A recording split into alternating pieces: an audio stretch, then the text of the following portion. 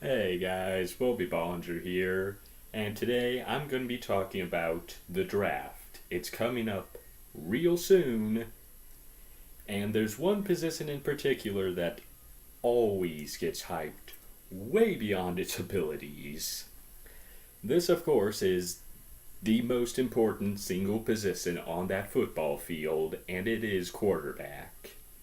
They're the main focuses of the offense, and they can even be useful to give the defense some breaks, besides just being the team leaders. So every team is desperate to have one quarterback who can lead their team. And a lot of teams kind of have that, or at least are okay with what they have now. But there are teams that really need one, and they are looking hard. And this draft is considered like huge for quarterbacks. There's almost a certainty in most people's minds that five quarterbacks are being taken in the first round.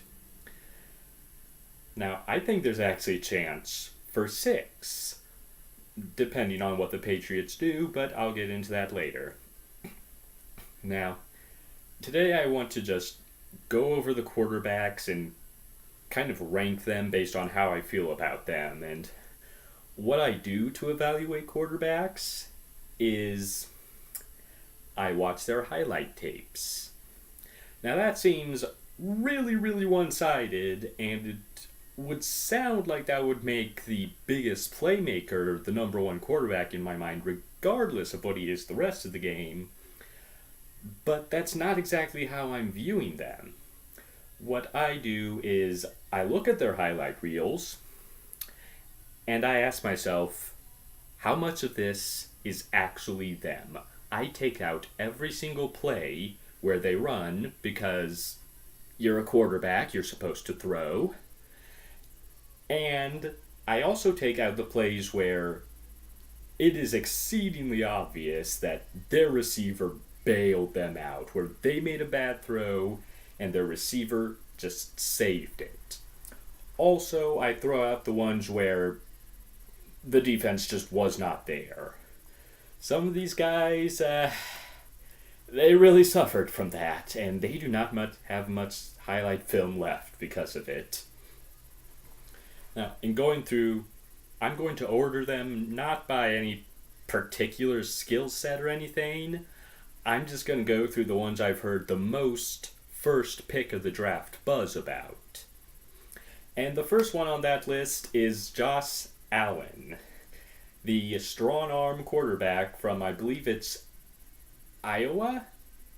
It's some rinky-dink school that goes up against nobodies all year. And the problem, well, what's good with him first is he has a strong arm. What's bad? Everything else. He has no accuracy. He has no consistency. His mechanics are off. But there is nothing that makes you want this guy other than arm strength. And arm strength is really helpful on the short passes, since you need to get him off quick. But how big of a deal is it? The fact is, if you only have the strong arm, if you don't have anything else, you're not going to succeed. And Allen does not have anything else. And yeah, he has a really low completion rate compared to everyone else. His defenders will say that's because his receivers were bad. I say, yeah, but so were the cornerbacks he threw against. It works both ways. He has a terrible team, and he's going up against terrible teams. So those two things offset and leave us with a player that doesn't really have anything going for him. So I don't get why he's so hyped up. I wouldn't take him with the first pick. I wouldn't take him with a first round pick. I wouldn't take him with a second round pick. Third round, sure, I'll take him. But there is not much. Well, there's too much to work with, honestly. Like, I would want less to work with. Like, I need some sort of project from you to start with. And whoever takes Josh Allen, they're gonna be disappointed. Really disappointed, so I hope they have a good backup plan. Okay, next one I've heard a ton about. Sam Darnold. You know what I just said about Josh Allen? Well, take away all the good parts, and you're left with Sam Darnold. I watched this guy, and I'm just like, this is your first round selection? This? There is nothing here. There is no quarterback. I see no quarterback at all. Like, the weaknesses he has, for the most part, aren't as bad as Josh Allen's.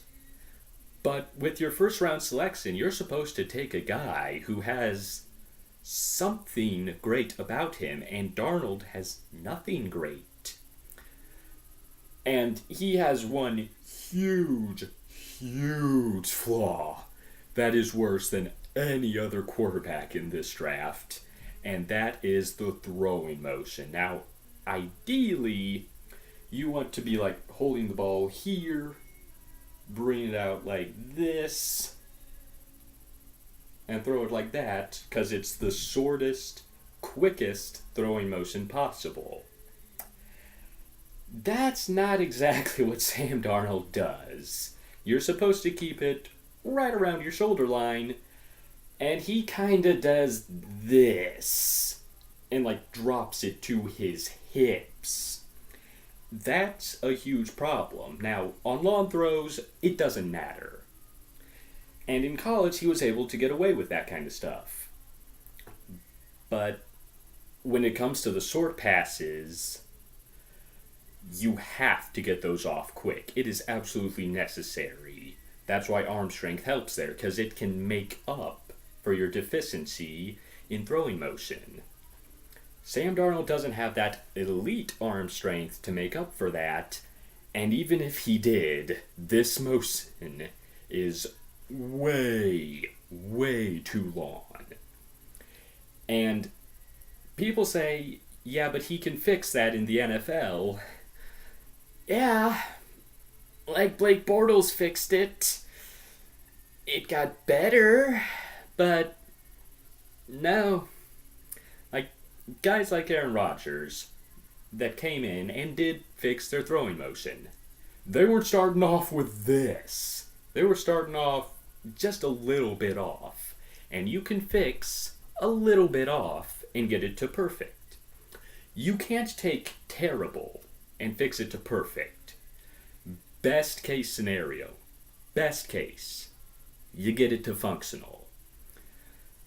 But it's not gonna be pretty ever, and he will never be a short pass guy, which is a big issue with how teams seem to be building themselves now, to be more defensively focused. So Darnold, if Josh Allen was going to be a bust, Sam Darnold was going to be a real big bust. Like, I also watch these guys and I just think, okay, like, I think I can see the it factor in players. Some have them, some don't. Josh Allen, no. Sam Darnold, like, I just get a bad feeling about that guy, period. Like, it's like, there's something about him that's not even football related that I have a bad feeling about, and I can't explain it. I don't have any proof or evidence or whatever. I just don't trust Darnold. And, okay. Can't wait for those dislikes to come rolling in, because I just trashed the two most loved quarterbacks in this draft. But let's move on to someone who I do like. And that would be the next most talked about top prospect, I think. Only really, only Darnold and Allen are viewed as the top prospects, which is weird. Though recently Mayfield has been getting a surge, still the one I've heard most about as being like always the second quarterback taken mostly is Josh Rosen, and this guy. Oh, finally. This draft class was looking real bad this video, but Josh Rosen just saved it.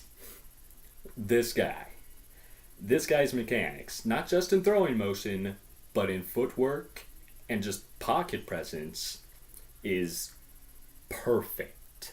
There is no flaw you can find.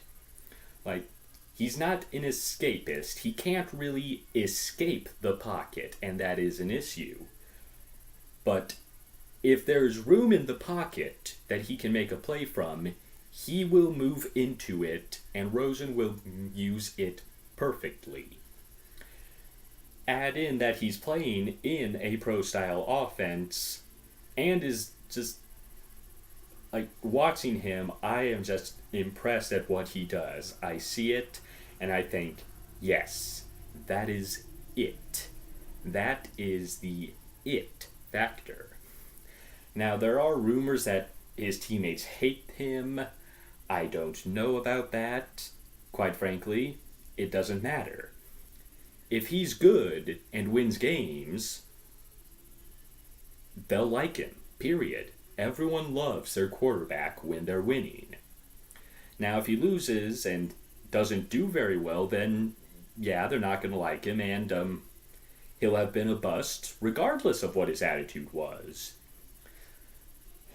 And then his coach comes in. I think he was trying to help the guy, but oh lord.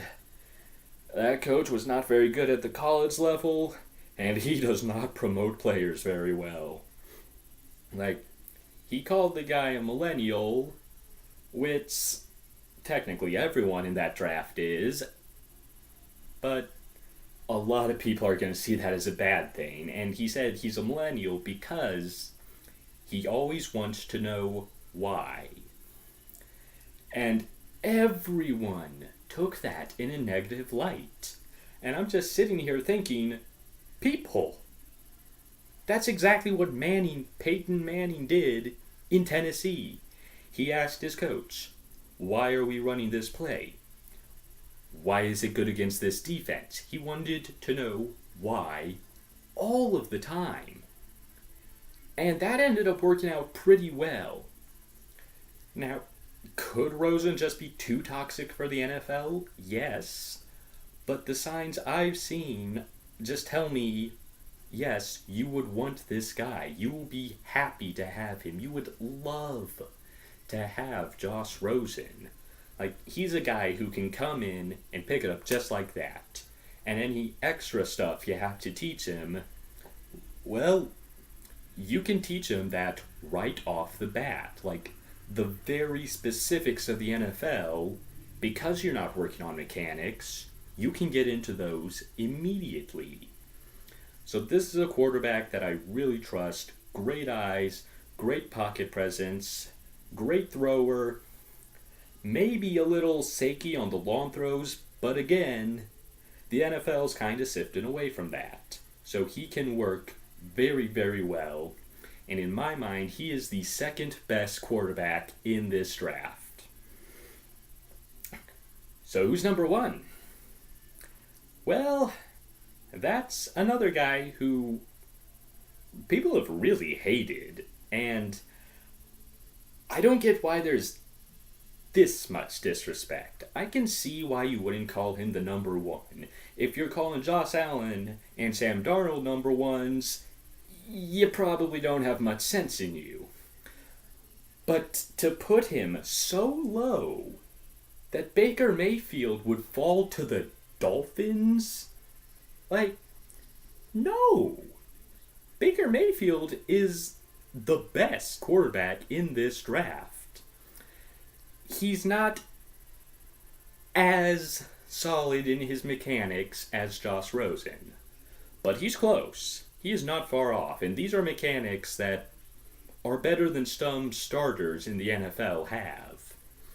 Not to mention, he has the same kind of pocket presence Rosen has with escapability, where he can run and make plays if he has to. The guy is a playmaker through and through, and he proved himself against, I think last year Georgia was the best defense. Playoff game against them, he puts up 48 points. Now, he loses that game because the defense gives up about 54, but I don't think that's his fault.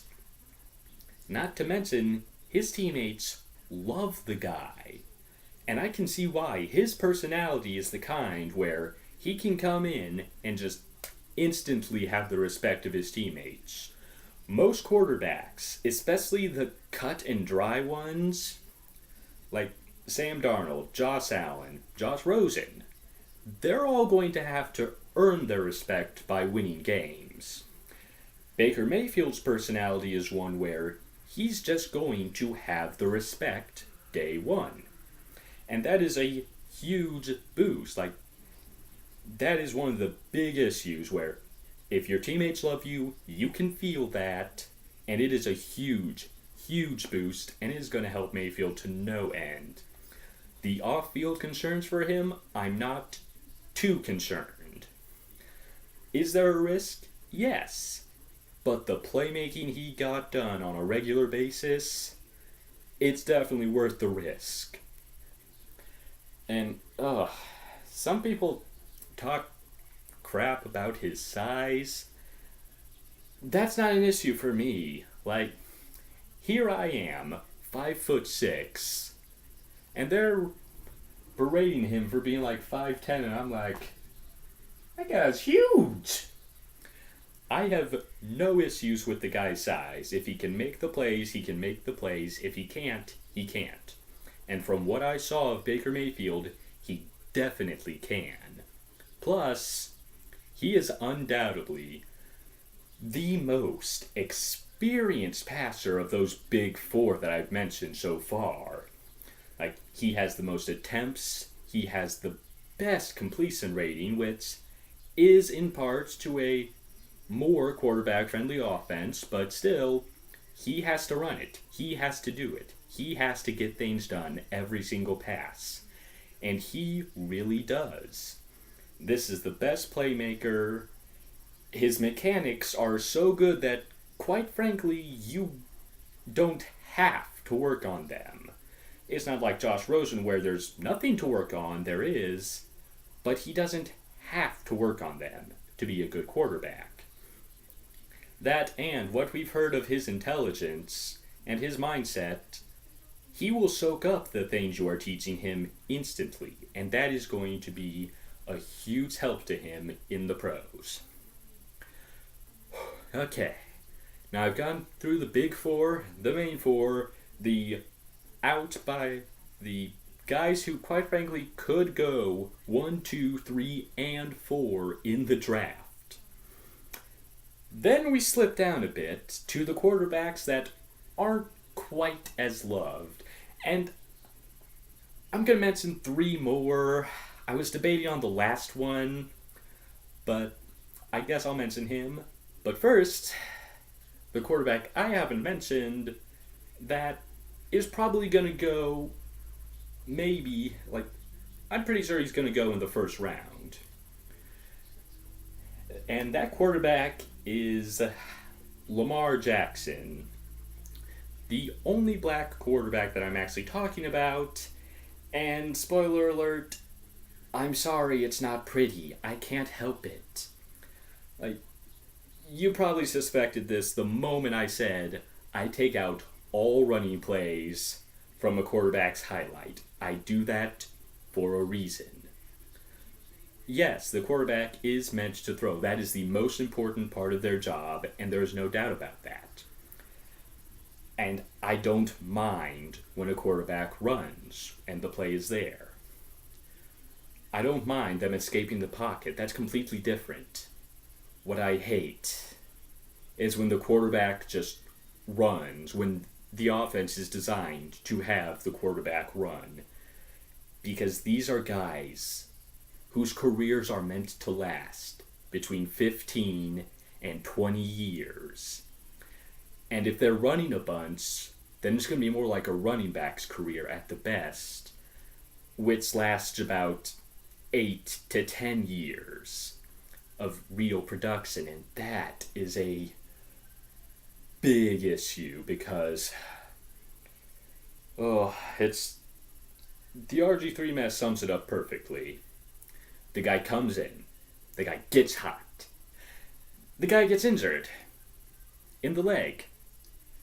His legs were the things he relied on a lot. Well, now he doesn't have those. Now he has to throw. Oh, wait. He's not actually that good at throwing. Oh, well. Now we got an issue because we got this guy who's never going to be the same and who's never going to be worth that first round pick. And we're stuck with him for a little bit.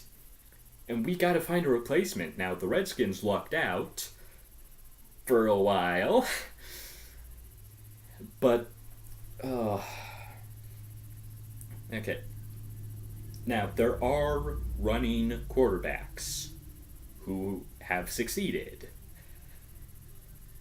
Actually, there's just one so far, and that's Cam Newton. And there's literally nobody else. Like, you look at Michael Vick, the pinnacle of running quarterbacks. He completed a full season of NFL football once in his entire career. His last 2 years, one was spent with the Jets. The Jets. And they were no better off at quarterback than they are right now. They were worse off. And he could not get the starting job. Then he went to back up Ben Roethlisberger with the Steelers. Obviously, he wasn't the starter, and rightfully so, understandably so. Then Big Ben goes down. Well, time for Michael Vick to step in with good coaching, great weapons in Le'Veon Bell and Antonio Brown, and show that he still has it. Next year, he isn't even on a team. At all. He's not in the NFL. He's not playing. He's not a backup. He's not the third string. He's not anywhere. And after that year of just sitting there in free agency, asking for the veteran minimum to play, he retires. And that's done. Michael Vick was great for a little bit, but in the end, he just couldn't stand it. And that is, people consider the pinnacle of running quarterbacks. I mean, you look at those guys. You look at Michael Vick, skinny, running quarterback, injured. Skinny running quarterbacks are the worst thing you can invest in. Like, these guys, they're gonna break. It's not a matter of if, it's a matter of when. And when is usually pretty soon. Because RG3, he lasted one season. Like, he didn't even finish the one season in the playoffs. He went down, boom, everything was done from there. You look at Teddy Bridgewater, he nearly tore off his leg on a play that no one even hit him on, so it was a freak accident. But still, would that have happened if he wasn't taking that kind of beating from running all the time? Probably not. And then you look at the most recent example, Deshaun Watson. He looked great for a while there. I mean, he really sucked against the good defenses he went up against, but yeah, he put up good numbers against crappy secondaries. Anyway, he's going well. It's going fine. You're okay with this. Then he injures himself. And Deshaun Watson is not a skinny running quarterback. He's got an average build. And he still manages to get injured like 6 games into the season. And while people expect him to make a full recovery and say, yeah, he'll be fine, his legs are a huge part of who he is as a player. And when you go down with that kind of ACL, MCL injury, your leg usually doesn't come back. Like 90% of the time, you're slower than you were before. Adrian Peterson was a fluke. Deshaun Watson, probably not so lucky, and without his running, he's going to have to compensate. And quite frankly, running quarterbacks don't have a good history of doing that. Now, the one exception, the one success story so far has been Cam Newton. And while that's not the greatest ceiling, he is a good player. The reason he has never been injured, really, is just his build. He is a thick man. Like, you look at this guy, and it is like a barrel. That's what allows him to take the punishment. That and the fact that he's not as fast as these guys. These skinny guys, he doesn't have that top speed that they do. So when he gets hit, he's not getting hit as hard. I'm not used to talking this much, and I'm sorry for trashing on a quarterback type, but it really doesn't work. Now, the other issue with running quarterbacks, period, is that it's just the simplest thing that you wouldn't even think of, but to stay at the peak of their physical capability, to keep that running and that muscle and everything, they have to hit the gym. And they have to exercise so much more than a normal quarterback would. And that's fine if you're studying the defense just as much. But there's only so much time in a day, and there's only so much energy.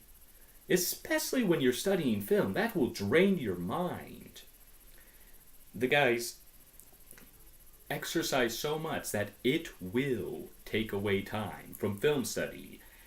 And we have seen that from all of them. None of the quarterbacks, no running quarterback, not even Cam Newton, has had that great understanding of the football field like, say, Manning or Montana. Even Brady is smarter than pretty much any other running quarterback. And their ceilings just stop because that type of quarterback can't go far. Now, what does that mean for Lamar Jackson? Well, that boy's going to get snapped like a toothpick. Like, I watched his highlight reel. Yeah, those runs are impressive, but you watch the defenders? They don't know how to tackle. It is so exceedingly obvious that they are not NFL level tacklers. He has not been juking any kind of skill in his days at Louisville. So when he enters the NFL, he is going to get popped. He is going to get slammed. He is going to get decimated. And because of that thin build, it's going to break. Like, I legitimately fear for his health. And yeah, that can happen regardless of what position he is. And I don't want him to change position. That's his dream. He's got to go for it. It's his experience. That's what he's going to be best at. But this is a position, quarterback is a position, where you cannot afford a career full of injuries as the team. You're just switching through your quarterbacks so much. Is this guy going to be good? Is he not? Can I actually afford to give this guy a big contract? Do I even give him a contract if he's injured so much? It just leaves so many questions. And they hardly ever make the right decision. So, running quarterback as an archetype is something I don't like. Now, can Lamar Jackson succeed? Yes. History tells us, hell no. But there is always a chance. Now, where would I take this guy? It's tough because I don't want to look racist and make him the worst quarterback. Because as a quarterback, he is not the worst. That's Josh Allen and Sam Darnold. With the injury potential, though, being so much higher than it is for everyone else, I can't. I want to put him at the bottom because of that injury thing. But I know that's wrong, not because of race, but because, yeah, it could work out. So, out of all the ones I've played so far, third. I'm going to give him third. And that's not a compliment, by the way. The two guys you're above, they're busts. The two guys above you should be greats. You're in the middle where, if you have success, it's short. Now, who's left? Who the hell is left?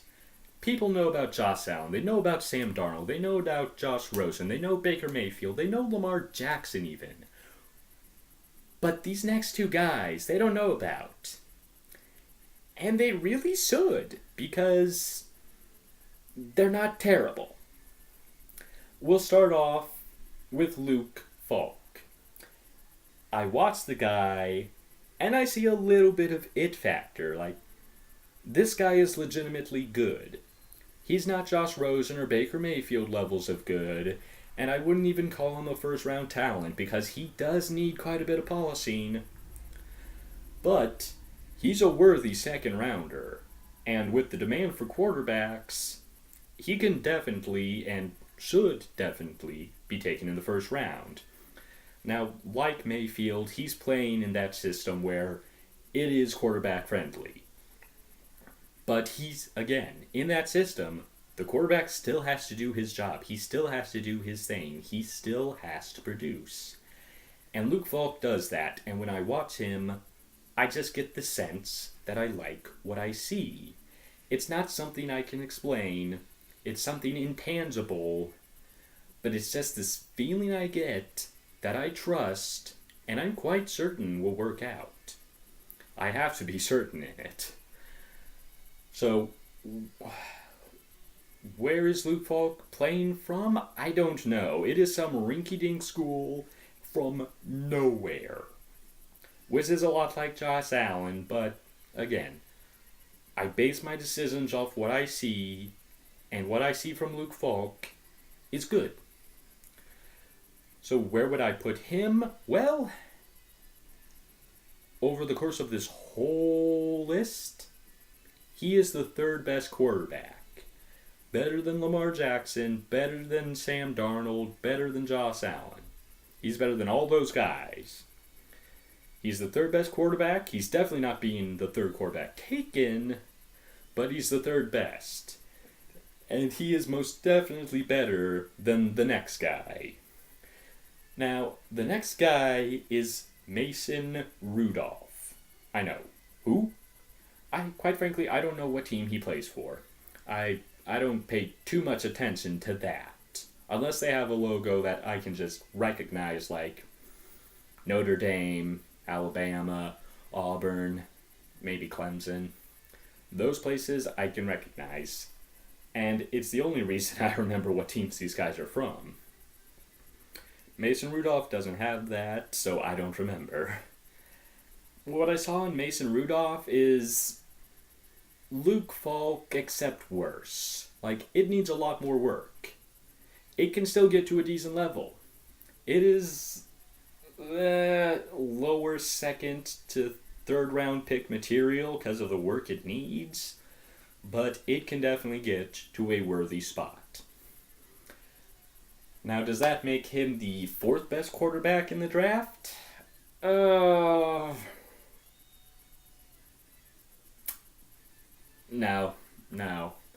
I draw the line there. He needs a lot more work than Lamar Jackson does. Lamar Jackson is enough of a better passer and enough of a better playmaker for me to push aside the injury history enough to put him above Mason Rudolph. So, honestly, depending on what happens, we could see every single one of the guys I just mentioned go in the first round. Yeah, 7 guys, first round. Insane, I know. But you got the Browns who are taking one. You got the Giants who could take one. Let's see, you got the Jets who need one. You got the Broncos who could take one. I don't exactly trust Casey Keenum. You have, let me see, who's next? You have the Cardinals. You have the Bills for 6. You have the Jaguars who might want someone for number 7. Oh, and the Patriots have 2 first-round picks that they could use on someone. So there technically could be 8 quarterbacks taken. I don't see that happening at all. Maximum is 7 if someone gets really desperate for Mason Rudolph in reality. But, yeah, there are going to be a lot of quarterbacks taking this draft. I suspect 5 are taken.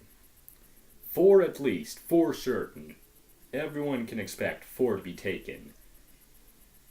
Probably 5, I'd say 60% chance of having 5. And from there, though, 6 just goes to like 10%, because that would be a stretch. So, that's what I think of the quarterback crop here. It's not high on elite talent, although 2's pretty good. But I would say it is kind of deep in the decent talents. Because good quarterbacks don't come along very often. So, that's it for this video. Oh, my voice is giving.